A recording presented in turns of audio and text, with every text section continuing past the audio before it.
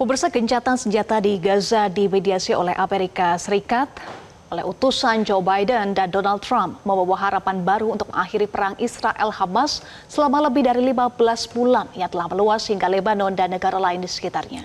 Akankah gencatan senjata ini bisa diterapkan hingga 3 fase dengan perubahan pemerintahan di Amerika Serikat? Kita simak laporan tim VOA berikut ini.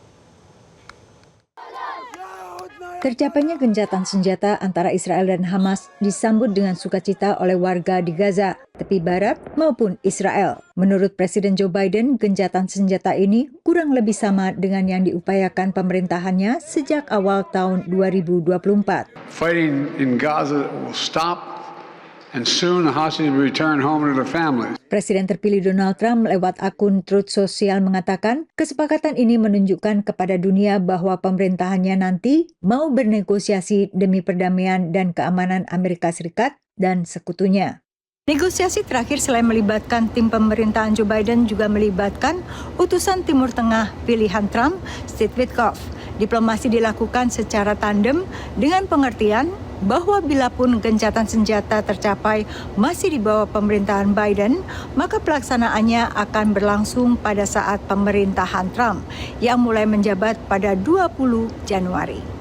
Analis menilai tercapainya kesepakatan ini tak lepas dari pergantian kepemimpinan ke Trump. I think it is likely that Biden wants to get some degree of credit for the ceasefire still happening on his watch, even though it does seem from speaking to a range of sources, both in Israel, Arab states, and with Palestinian groups, that pressure from the incoming Trump administration was really what moved the needle with the Netanyahu administration. What strikes me as rather interesting is that this is almost exact same terms that Hamas agreed back in July and or even in May, depending on the details. It's Israel that has actually shifted, if they have shifted. And it may be because Trump wanted this to be off his table when he arrived and was able to put pressure on Israel that Biden was unwilling to do. Perjanjian 3 tahap ini akan dimulai dengan putaran pertama pertukaran sandera dengan tawanan